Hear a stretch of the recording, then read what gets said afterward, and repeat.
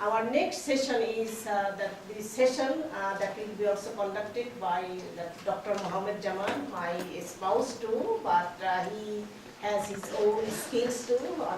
And our next speaker is keynote speaker for today, Professor Emdad Haque, who has come from all the way from the University of Manitoba to deliver his speech. And this is not his research area, but he actually dig down to the bottom, and then he actually wrote his paper with also some kind of collaboration of another scholar, but he will talk about that. So welcome Professor Emdad Haque also here, and that Professor Dr. Mohammed Jaman. Thank you. Speaker is keynote speaker for today, Professor Emdad Haque, who has come from all the way from the University of Manitoba to deliver his speech. And this is not his research area, but he actually dig down to the bottom, and then he actually wrote his paper with also some kind of collaboration of another scholar, but he will talk about that. So welcome Professor Emdad Haque. Assalamu alaikum, namaskar, and a very happy good morning. It's such a pleasure. আমি এত আনন্দিত যে we have gathered here to talk about Bengalis. We have been, I myself been here almost for 40 years. And this is the first gathering of Bengalis to talk about themselves. By Bengalis and for Bengalis, as Professor Bose mentioned. আমি মনে করি আমি মাঝে মাঝে বাংলা বলবো because I am very excited about it. So I think that we will have a very interesting session today, which is the last day of the program.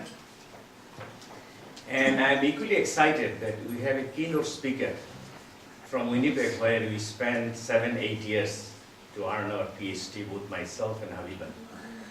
And the person who is also the keynote speaker is such a fantastic friend and colleague that goes back to Dhaka, not here. Professor Chaudhry Emdad Haque was my colleague in an office in Bangladesh under the Planning Commission. A young geographer who joined us, and we basically took the same flight to Winnipeg for doing our PhD.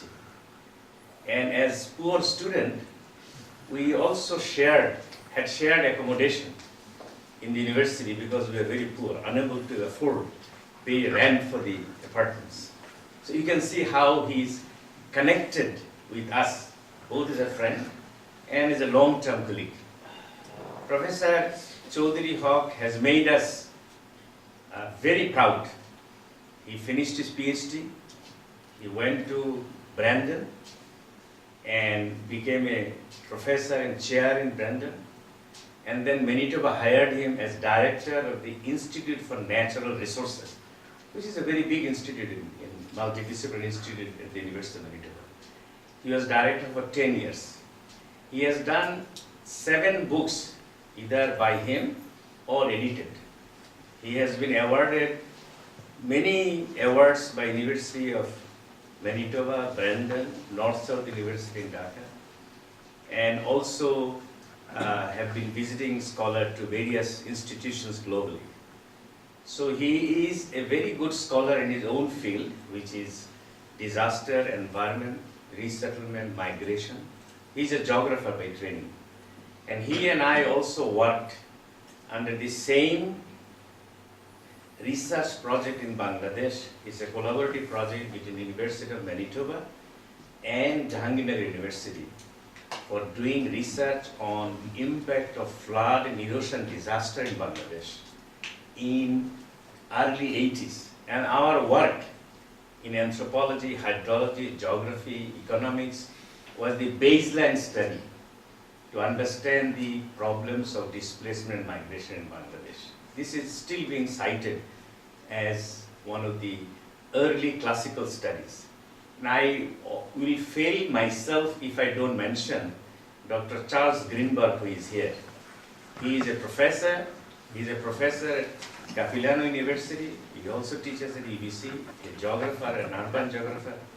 He spent many months with me and us in Kajipur in Shirazganj as a young master degree student. And he has his own story to say. I'm not going into that. But I also want to acknowledge that he is also with us here today. Just to wrap up my introduction, Professor Haque is someone who, as I said, has made us proud. He is a Bengali, he is a Canadian, and he is an international global scholar. So please welcome Professor Chaudhry Emdad Haque, and we are very happy to have you here with us. Thank you.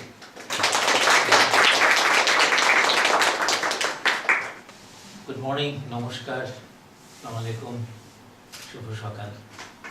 Thank you, Professor Dr. Kamaruzzaman. He was my mentor. He didn't mention that. He basically taught me many things, hands-on. So I'm not only just grateful, I'm moved and speechless with the invitation in an event led by 3 Bengali women under their leadership. They made this event happening, and Professor Habiba Zaman, who invited me almost a year ago, she mentioned about it, and under her leadership, along with 2 other leaders, it's happening now. So I'm moved and speechless. Still, I will try to give this speech in a more formal and informal way. Yesterday, it was a very, very exciting day for me to learn and reflect a lot, hearing personal stories and also listening about different perspectives of how we look into the collectives of Bengalis' migration to Canada. So I thought about, I slept over it, that, how should I sort of talk about this reflection about in Manitoba, the migration of Bengalis, both Bangladeshi Muslims, Bangladeshi Hindus, and Muslims from West Bengal. These are all Bengalis, these are different subsets.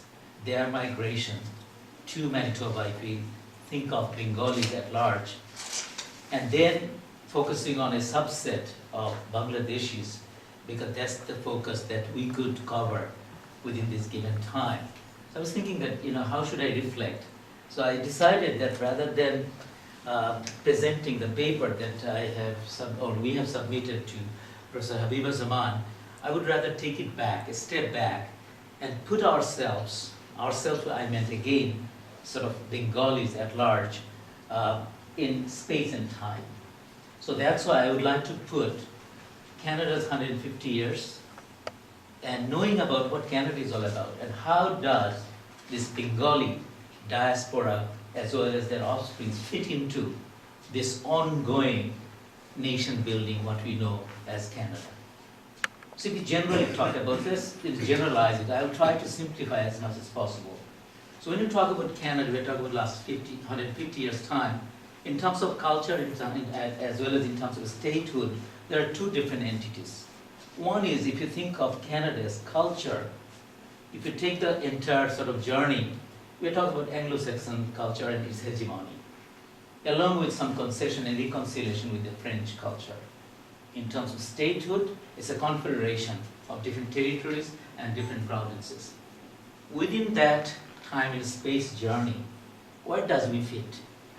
As well as if you look at ourselves in the mirror, in that time we have to first look at how Canada evolved. Who are the immigrants? What did they face? And what we are facing. So in order to do that, let's make a quick journey about Canada, about 150 years time, because before that it was Lower Canada, Upper Canada, and before that it was the First Nation, nations who basically were the natives. They were also migrants about 12,000 years ago, or 15,000 years ago, but that's prehistorical. So in that perspective, who are the migrants? We are talking about basically a time span. So when Europeans came in here, they started this new nation building. And if you look at the immigration process, then obviously you're talking about a nation that started with immigrants, with Europeans, and their descendants, and with the newborn Canadians who were sons and daughters of this country. And the western provinces, where Manitoba joined very lately. It started, but it was Rupert's land. The land, the northern part of Manitoba, owned by Hudson Bay Company. And they joined, they joined. They say Rupert's land was handed over to Canada only in 1930. So although we're talking about 1867, but it was not entire Manitoba that belonged to Canada. The northern part of Manitoba belonged to a company, a corporate, entity. So in that perspective, if you look at the, immigration, if you look at the trends of Canadian, I mean, this is an image of Winnipeg immigration in 1890. By that time, a railway line was established. It was very difficult to cross the Canadian Shield, and once the railway line was established, then the door was open to Russians, Hungarians, East Europeans, Scottish, British, and others. Many came even from the United States, from Minnesota, Minneapolis, and so on, Minnesota, Dakotas, and so on. But also people from Ontario, as well as from other European countries, came and colonized the West. So we can divide the Canadian immigration into different phases. I'm just quickly running through this pre-Confederation period, and after 1867, the mission of the state, I'm not talking about cultural part, mission of the state was to colonize and populate Canada. And it was the time period of early conquer of land and nature by depopulating First Nation in many cases. You know about the story of the smallpox and other things, millions got basically depopulated through that kind of interaction. Then in Europe, events happened, two wars. First World War and Second World War have had tremendous impact on Canadian migration. I'm coming to that later on. But after 1945, after the Second World War, federal government changed their policy in a big way. And then, since the 60s, with the expansion of economic growth, scientific revolution, and so on, Canada transformed from an agricultural, industrialist, capitalistic society into an industrial society. And then, after war, it basically transformed into a post-industrial society. In that journey, what is fascinating is, yesterday we talked a lot about it, that how it transformed its values from a colonizing country to a welfare society. We got to understand that we have to fit into that welfare, social justice, and other things. Why it came about, what has been the past. So that transformation, the welfare society, is the Canadian Just Society. That's the vision, that's the statehood, that's the culture, that Anglo-Saxon and French and European philosophy with multiculturalism and people from other society and so on. And now the process of reconciliation with the First Nations leading to this transformative value sets and so on. So where does this Bengali value sets fit into it? Where does Rabindranath Tagore or Nazrul Islam or Lalan fits into this? These are very tiny little things, but what is the connection? If we explore ourselves and look into the mirror, we find very, very interesting connections. So if you look at the trend, it's not linear. It went through different type of surges, and obviously, during the war and after the war, Canadian statehood functioned as a very coercive means. You see that post-1920, after the First World War, the racist policy by the statehood, the British-Canada land settlement agreement, railway agreements, all those were reflective of very racist policies to the minorities. And then during 1931 and 1945, that anti-Asian policy was very much in place. That is because Canada needed tightening up, during the Depression and so on. And then economic growth policy came in, as I said, after the war. And this transformed into the repealment of racist policy in 1967. And in reality, the enactment of multicultural policy came only in about 1988. That non-discriminatory welfare state, non-racist immigration, humanitarian perspectives came into place, both de jure as well as de facto, only in 1988. So this has been the general journey and the history of the immigrants and so on. So we can pursue that Canada has been a land of immigrants. And so broadly it was bilingual and then transformed into multicultural. And here I've got a video.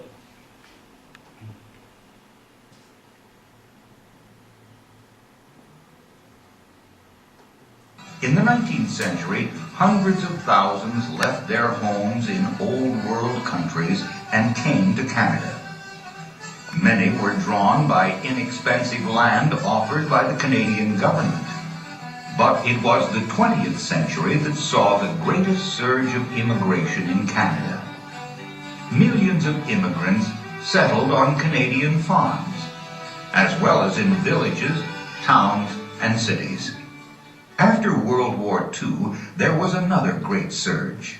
Italians, Eastern Europeans, Vietnamese, and other Asians came to Canada's shores, settled, and made lives for themselves in their adopted homeland. Even so, British customs and culture prevail throughout most of Canada. Hi there, Warren. Language tells at least part of the story. Almost 70% of all Canadians use English as their primary language. 7 o'clock for dinner. That sounds... The exception is found in the province of Quebec, where French culture prevails, and where French is the official everyday language.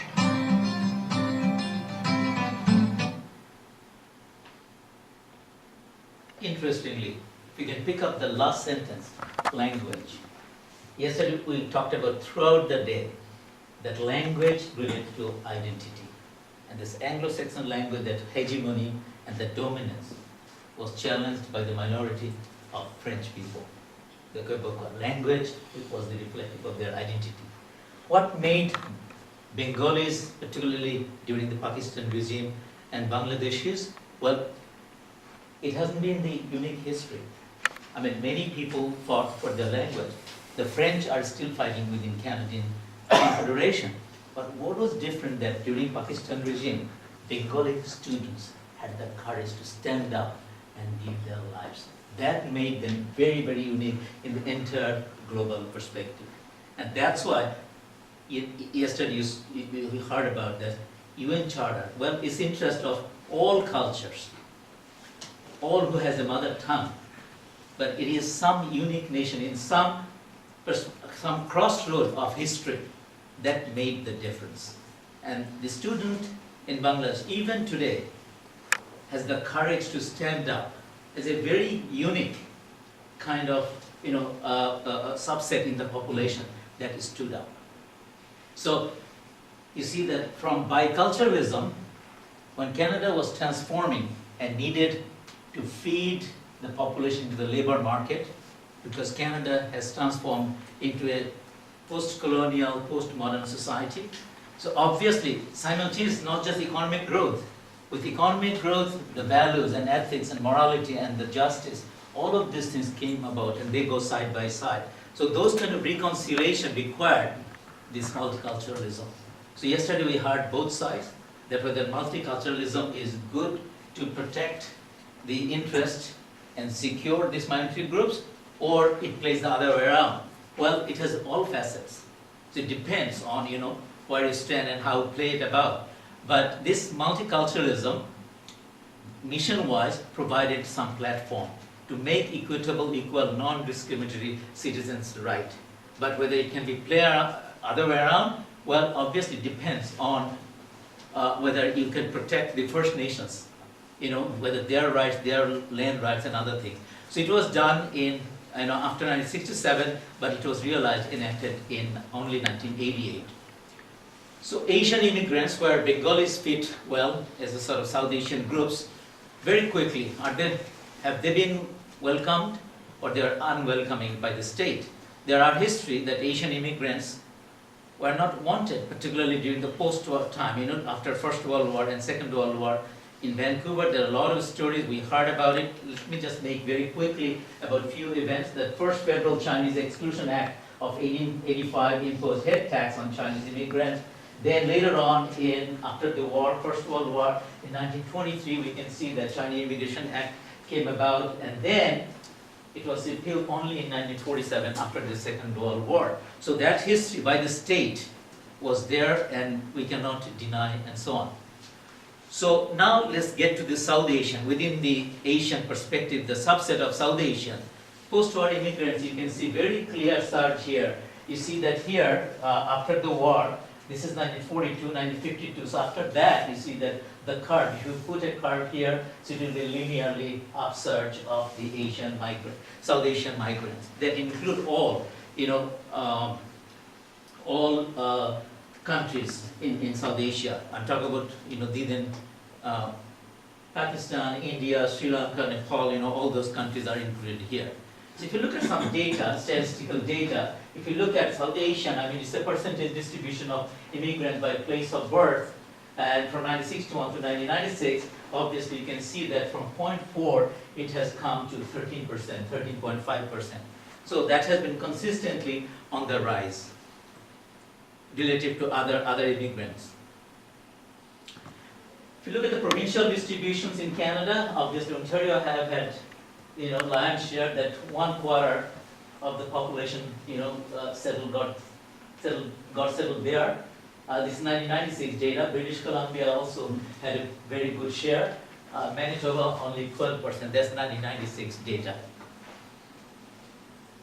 So you can see very clearly the concentration in Ontario and British Columbia, followed by Quebec. So now I'm coming to the issue that we discussed again and again yesterday, about the diaspora community and the identity construction and our dilemma and debates. Diaspora, academically speaking, refers to immigrated communities culturally attached with ancestral homeland, besides accommodating and adapting with diversity and difference to variable assimilative degrees. And diaspora identity construction is a process. The process basically that refers to diaspora communities adopt to retain livelihood traits of ancestral culture in their post-immigration assimilation, integration and adaptation practices in newfound settlements. And here, the basic dilemma comes from what is expected and desired by the receiving or host society and country, and the immigrants, what they expect, whether they want to bring the home, make a home of their own aspiration, or they will fit into the home described and desired by the host society. It plays both ways, particularly for first generation. I will conclude that, but I'm just putting that issue that the first generation immigrants, I studied for this purpose about many articles, academic journals, and so on. And the conclusion is that although in terms of degrees it will vary from person to person about our ancestral traits, but we'll never be able to get away from it. It's a matter of degree, personal adjustments on how much you give away and make the adjustment. But it will be there. It will be there. That dilemma will be there. But it will vary in terms of degrees. And it is reflected in the names, for example, whether hyphenated, whether I am a Bangladeshi Canadian or only Canadian and so on. And I personally would like to share that I represented Canada, statehood, Canada as a nation, in the federal team in 2005 Haque World Disaster Conference. I was team with the Canadian Federal Minister of Canadian National Representative in the United Nations Forum. And because of alphabetically, they sit together. So Bangladesh was just ahead of me. So looking at each other, I was sitting with all the Canadians, and they're looking at me. You can imagine that it was, such an irony that, where did I belong and so on. So it was very clear that I was part of Canada. I was a Canadian there. I was speaking for them. I was putting my notes and everything. And my old home, old country was just ahead of me. So we looked at each other, and then we have had some conversation. But So I had nothing to do with Bangladesh at that time in that forum. I was fully engaged and represented Canada at large, its population and so on. So in terms of my identity and so on, no, I could not relate to Bangladesh at that time. Yes, Bangladesh issues came as a sort of global part. But on the other hand, I also go back. I have a lot of projects, a lot of students and so on.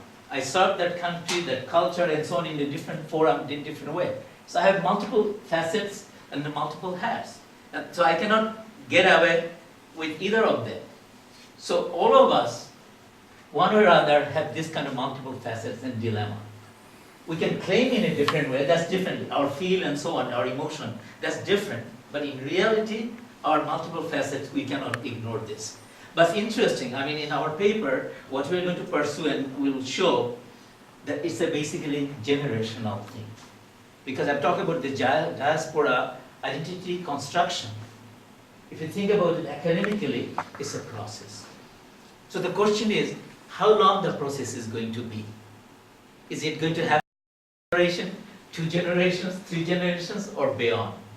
And that process, it depends. It depends on values, it depends on the process, how much acculturization, assimilation, and integration. These are different terminologies. Integration relates to economic adjustment in the job and so on. I was the director of a major institute and I performed professionally absolutely in an integrated manner, absolutely integrated manner. I survived there for 10 years. So that tells that I was absolutely integrated. But in terms of assimilation and so on, yeah, socialization, other things, I did. Charles Greenberg and they will go out and so on. I still remember Sean and others. We used to go to yuppie clubs and others. In terms of acculturation, that acculturation process, I learned so much from him, from his family, from his, kins and friends and so on. So with the mainstream and so on. So that kind of acculturation was there. But could I fit totally into that? No, oftentimes missed the jokes, what they said and so on. I didn't get it, and vice versa. So but in terms of exchange and so on, I learned a lot from them. But also I'm sure that they also learned from me many things, it's very interesting. But in that kind of scenarios, lots of time we face conflicts, tensions, as expected. I remember one time, Mr. Awal, who came with a CEDA scholarship to Canada, and Professor Jaman was there at that time, I recall. So he came, he was a very nice, pious person, and he was, summertime, he was making a trip in a bus. And when he was entering, there were a few ladies, young sort of students, they were wearing shorts and others. And when he was going, passing through, and basically his legs actually, touched them in an awkward way. So we actually do what you call salam. That means we touched and we say that sorry, forgive me. So he touched her, that please forgive me, and she screamed. She screamed, and bus driver didn't know what's going on. He stopped the bus and said, no, you cannot do it. This is offensive. You just cannot do it. But he was so honest, because that's the culture. That's the way. It's a conflict, direct conflict. So these kind of adjustments. There are also bigger things, in terms of our mindset and so on. Those kind of conflicts we are seeing. A lot of parents that in our paper we have said about, coercive treatment of kids not to go out or to keep them, confinement and so on. That's valid, it worked there. But here it creates lots of conflict, particularly in those generations. And we have seen so many stories. We heard a lot of stories yesterday here. But personal stories in Manitoba is no different than British Columbia or Ontario. And there are a lot of sacrifices, a lot of tensions with the younger generations and so on, these cross-cultural tensions and value conflicts and so on. And we cannot deny these things. And it depends. This process, in which direction it's going to go, is very difficult. And I'm sure that our chair, Professor Zaman, as well as other social scientists, to some extent will agree with me that social engineering doesn't function in a mechanical way in society. There are a lot of unknowns and a lot of unpredictable trends. It doesn't function in a linear way, particularly when we deal with human behavior and human psychology. So identity construction, therefore, is not a binary that we and they. It cannot function that way. It's rather multiple facets, and we, they, basically, this binary are not only simplistic, they're wrong because also they're also risky, because they are potential barrier to multiculturalism in true sense. They may lead to racism, xenophobia, bigotry, all of those things. So there are a lot of theoretical things that we came across. I'm not getting into the detail, but one thing is interesting, that is hybridization or creolization. That's very interesting. That's basically blending. Community emerged by proximity traits, and also this ethnoscape and technoscapes. One of these things behind these theories is basically whether immigrants community, they can function by expressing solidarity. And that expressions have many features. A mosque, a temple could be an expression of solidarity. Also different type of cultural functions, different type of events that can express these things. So do they contribute to multiculturalism? Do they contribute to sort of Canadianization? Yes and no. Yes, it can work both ways. It depends on how we link, or how these communities link in terms of inter-ethnic and intercultural dialogues and so on. So with those background, let me just get into some Bengali migrants' story and tale who came from Bangladesh to Canada. Based on 2011 statistics, the Canadian magazine of immigration reported yesterday heard that we don't get real statistics, that how many Bengalis who came from Bangladesh, Muslims and Hindus and Buddhists and Christians, we have no specific idea. That's because Statistics Canada does not collect data that way. Also, we don't get data from Immigration Canada. So it's a kind of, I would say underestimated data, because many people, it's a voluntary expression, whether somebody wants to include his or her linguistic background, what they speak at home or not. So therefore it's an underestimated, but at this time, we can see that this will bear out 100,000 if you follow the official thing, but unofficially it could be more. These are statistical data that came from Statistics Canada. You can see that 2001 and 2011, obviously you can see that even in Ontario it surpassed 30,000 in 2011.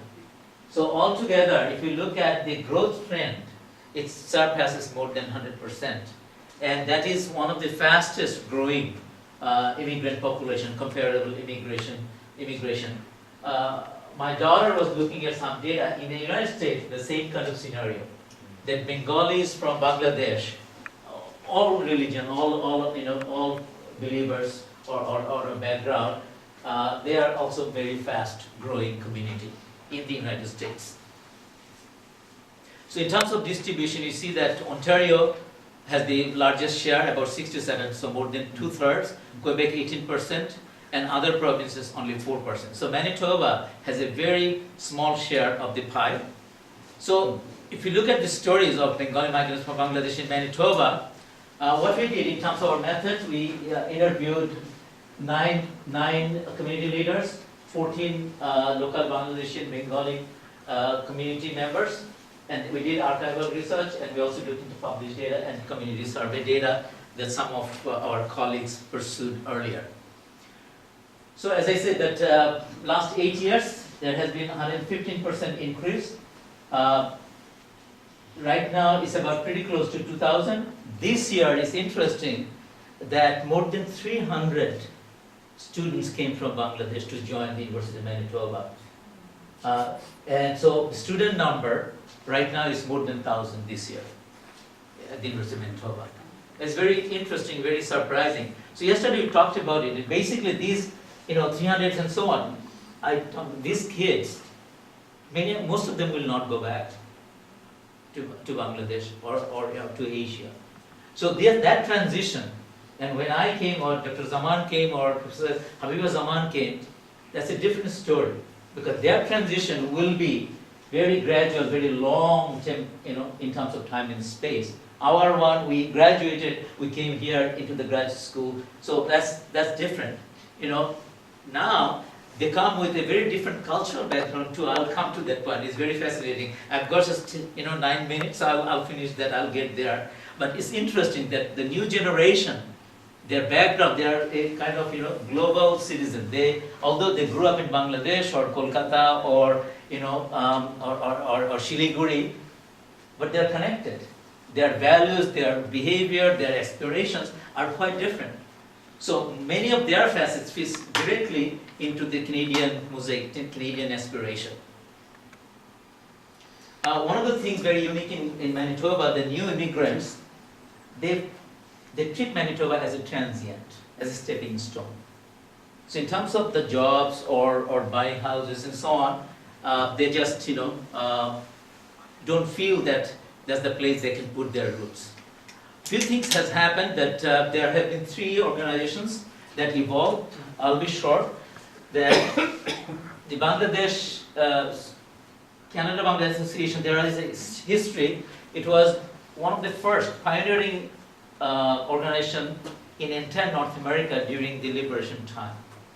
Under Dr. Farisha, this morning I was talking to Mustafa Chaudhry Bhai, that he was involved with events in Winnipeg. So they mobilized funds, and it's recorded in the then President Abu Said Chaudhry's book that Dr. Sharif mobilized money, and that money was used to buy arms and armaments for the freedom fighters.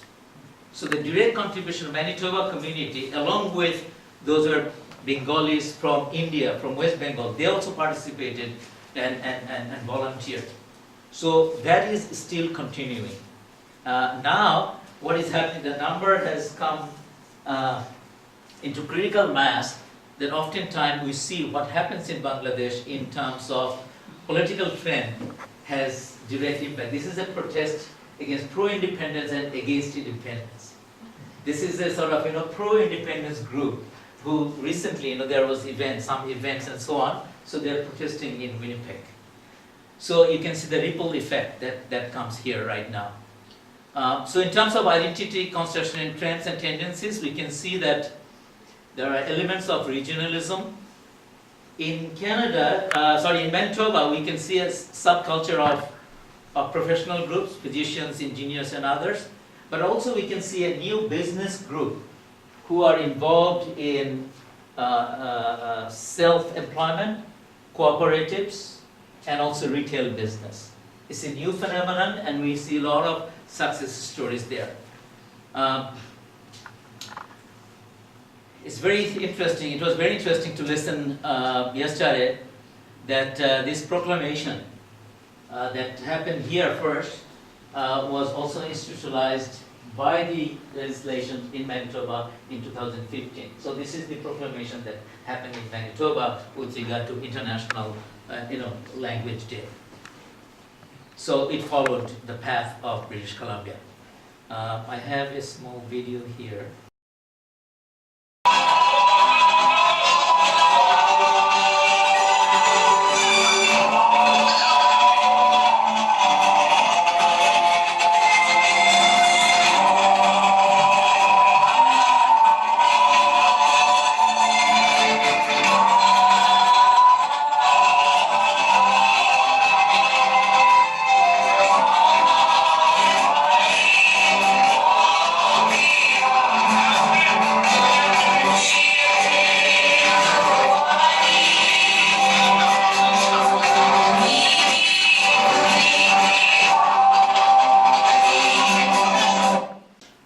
So you can see that these kind of events are becoming common, institutionalized, but also what is interesting that the new generation, they are going out, forming different type of cricket clubs, fashion show, cultural show.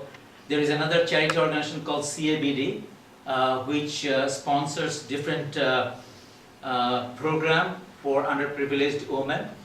Free daycare center, education. and also this Tigers Club consists of both students as well as immigrants, and they have made a mark. So that's the club, and there is a cultural group called Viborton. So I talk about this new group, new generation. Here I have a video.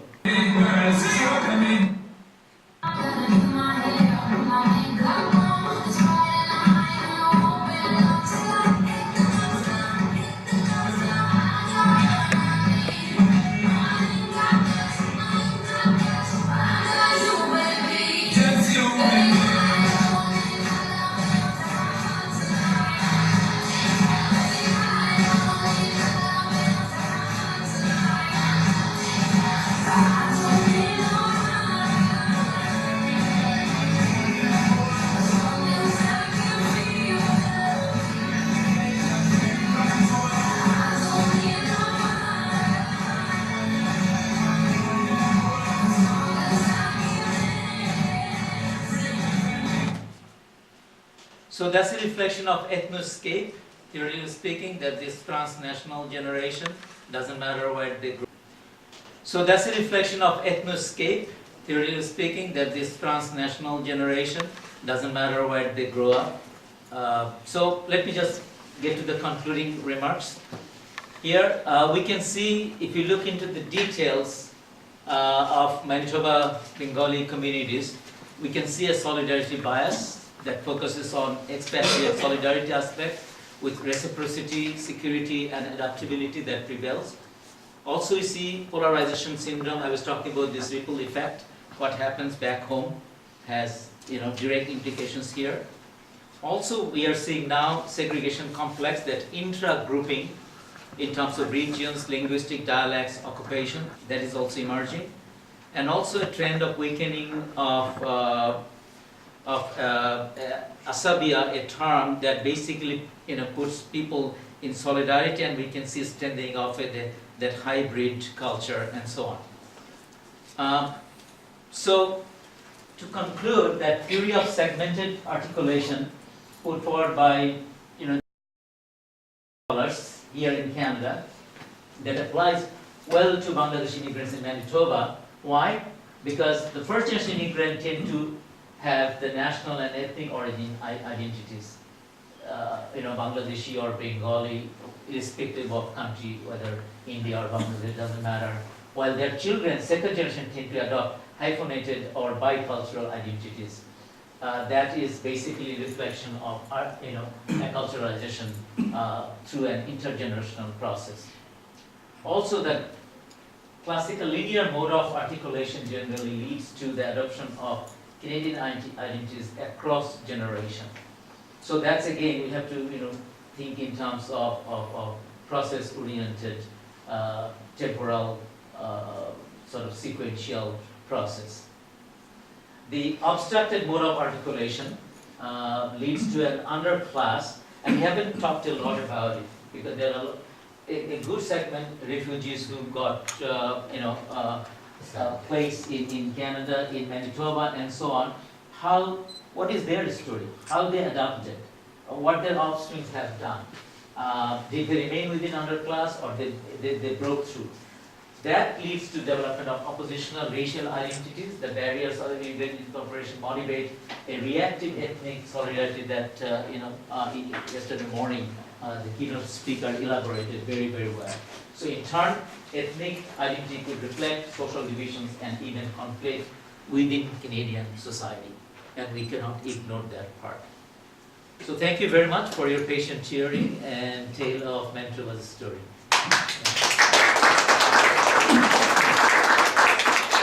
Thank you, Professor Haque, for a very excellent presentation, raising a lot of issues from academic, cultural, anthropological, and intercultural, generational issues. Thank you very much. Appreciate your scholarly presentation. We will take some questions. We will take 3 questions in a group, and then Mr. Professor Haque will respond. We have about 15 minutes, so we can carry on. So I will start from here.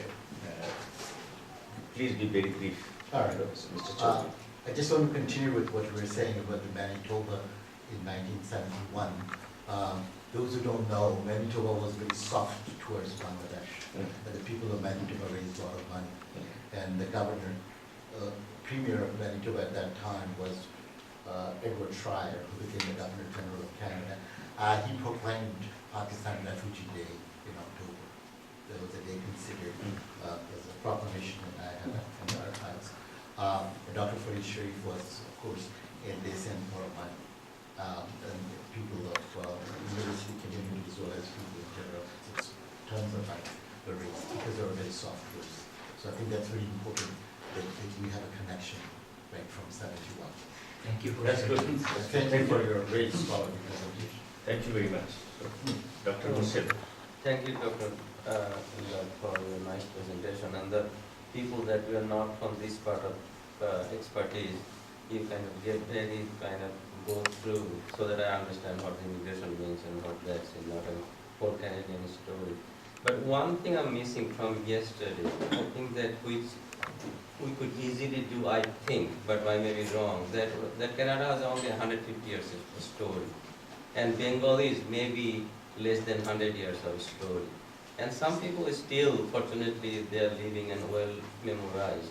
I think, is it possible each province, like BC or Manitoba or Ontario or wherever, that we could pinpoint that who are the first Bengali came to that particular province? As for example, in BC, I think that the area that Dr. Khan or that person died, another physician, I think they are the, if not first, at least they're the first wave. So they can tell who was the first.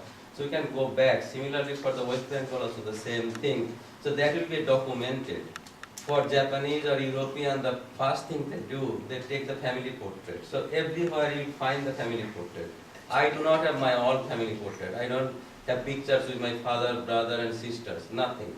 So can we do something like that, a project, like across Canada, that we could find out that who the first Bengali came to Canada, which is that province. I think that will be a very important document for the future generation. Thank you. I'll take one more question. Yes. I just wanted to comment very appreciatively because you said that this is not your research area. If this is how you speak in an area that you do not claim to be a research area, I am stunned to explain what you do about it. Very nice. Thank you. Thank you. Please respond. Three questions. Dr. Murshid, thanks for bringing up such an interesting question. I think we may run out of time if we don't move quickly. This morning I was talking to Mr. Mustafa Chaudhary, who mentioned that Dr. Mannan, who passed away probably, I don't know, or maybe he's still alive, but he was ill, and he wrote in Globe and Mail in 1971 supporting Bangladesh, right? March 28, 1971, the first news, letters to the editor, that was Dr. Mannan who expressed his disgust and horror for the killings of Bengalis. He was the first Canadian. So we may lose time because this generation, many of them are passing away. They are near their end of their lifespan. So your point is so critical that unless we, the conscious people, take the initiative right now, we may lose valuable information, forever. So just you mentioned about Dr. Mannan, we didn't know. So that's why I think there should be, I hope that a follow-up action, comes out of this process. And I commend for your consideration that you follow up. Do you want to respond to Professor Tirthan Ghosh, what he said about you? I'm too humbled by your comment. It's a big ashirwad. I hope that we can carry on with those kind of All 30 seconds. Yeah. Yes, please. So I'll tell you one story that I had an opportunity to go to a fundraising dinner for BC Muslim Association, and then that only we two Bengalis are there, and all are Fijian and others, and they gave a historical background that how the BCMA, British Columbia Muslim Association, formed, and I found out that 3 persons started in 1960s, 62. And then out of those 3, 2 Fijian and 1 Pakistani. and that Pakistan is from East Pakistan. So it's Bengali. So, but we do not do that, but other people are documenting our things, so which I felt a little bit awkward. But I think that the people that work in this kind of, my area is microbiology. I can relate with the 16 years ribotyping, that if I get the bone or something, I can find out the age. But I could not document these things. So those people working in this particular area, if they could invest their time on this, would be, I think, well valued. Thank you for the observations. I'll take 3% at a time. I'll give Dr. Ranjan first. Ranjan, doctor, yes. Thank you so much. We can short. Okay, it was actually, I was still thinking how to form my question. Thank you so much, it's very interesting presentation. I was thinking from yesterday presentation from Tanya Dasgupta, Dr. Tanya Dasgupta.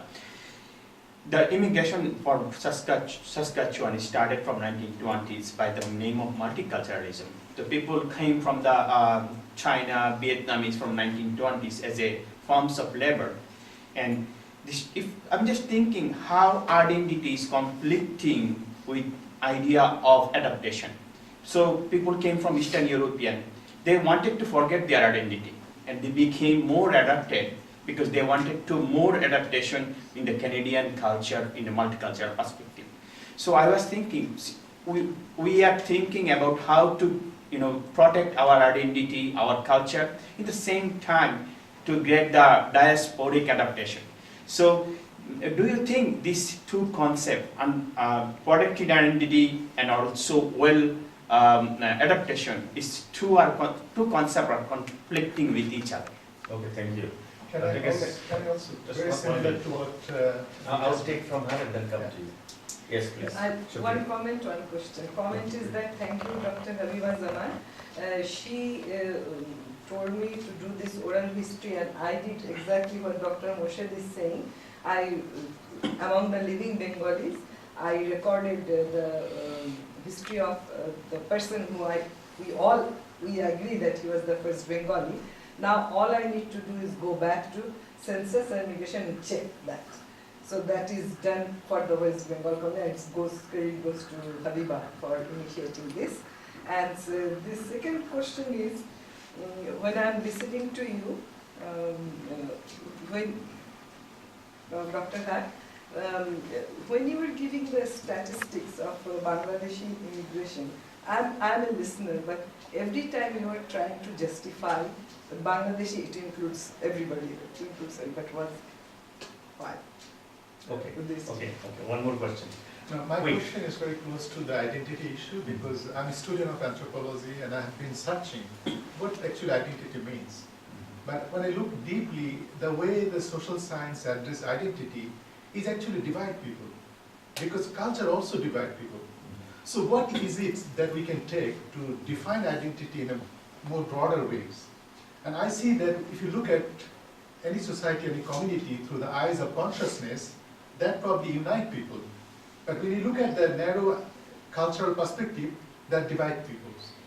Do you have any comments on that? Okay, thank you. Please go ahead. 3 questions. First of all, to reflect on Dr. Moshe's comment, I see hope because I think the senior scholars are engaging the younger generation. So if we start the initiative right now, then the process can continue. I think engaging the younger generation is very, very critical here, because otherwise, again, there will be gaps. Coming back to Dr. Ranjan's comment, that's a very interesting one, that diaspora culture and so on, whether it leads to sort of conflict and so on. I think conflict is unavoidable, but how we address it and reconcile is the way to go. To me, transformation is the underpinning, because if you keep one culture and other culture and you transplant, you see it leads to different type of discrimination. As a result, you see that a lot of generations, in Europe in particular, like in France and others, Belgium, they become extremist. They see no hope and so on, and leads to terrorism. So those kind of extreme conflict will be the result unless we can reconcile. So transformation among the host society, if the host society fails to integrate in terms of giving the real space to the immigrants and so on, where they will go in terms of sequential offsprings and so on. So obviously it will just, disintegrate and will lead to a lot of conflicts and so on. So I think that's why responsibility goes on both sides, to come together and transform into a new culture, more humanitarian, universal values. Coming back to your point, why I said all the people like Bangladeshi Muslim, Bangladeshi Hindus, and Bangladeshi Buddhists, it's very interesting. I mean, if you look at the partition of Bengal, and if you read the history, it was led by non-Bengalis in both Congress and Muslim League, the division and partition of Bengal. So a lot of political maneuvering led to this kind of separation. So I tried to be sort of inclusive so that we don't, exclude anyone to represent the facts. So when I'm hearing Bangladeshi, it includes everybody. I don't need to know every time that, there's a difference in religion or that. That's what I meant. Okay. Oh, okay. That's mainly because there are a lot of, again, it's a question of hegemony. Because when we talk about Bangladeshis, there is an at-large perception that we are talking about Bangladeshi Muslims. So I try to be sort of inclusive and to be realistic. Okay, thank you very much. We have 2 minutes. I'll take 2 questions. One is Dr. Sanjit Abi, and if anyone has. Dr. Sanjit. Oh, well, I don't really have any question, but I just wanted to, just like a follow-up reflection on the comments on culture and identity. It's such a fascinating topic, and we talked about it a lot yesterday as well. I think what I'm going to say is not a new thing. We have heard this yesterday, but I think when we look at culture, like like how we look at culture or identity, are they static? How we define culture, how we understand identity. I think we heard time and again yesterday that they are not static. How, if you think about Bengali culture, the way we practice it back home is quite different from how we practice Bengali culture here, because we have to adopt it, right, to different time, different history, different geography. So these are really actually, the way I understand it is very fluid. So if you think of culture as a static thing, I think conflict begins, tends to rise when you conceptualize them as a static thing. Thank you very much for the Could comment. I respond to his comment? Please. About identity, if you look at really whether you put a narrow or broader definition, but the dictionary meaning of identity relates to both, something given, biological as well as acquired attributes. So it depends where you put emphasis and so on. But there are a few things that are undeniable. For example, your ethnicity or biological attributes is undeniable, it's there as given. So therefore identity, there are some part that you can broaden it up, but few things are given.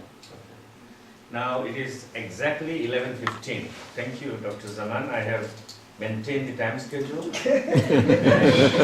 Thank you to the participant for allowing me to conduct and to sort of deal with this particular session. Professor Haque, I can only say what professors both say, that you are not an anthropologist, you are not a sociologist, you are not an immigration specialist, but you presented something which is genuinely anthropological, historical,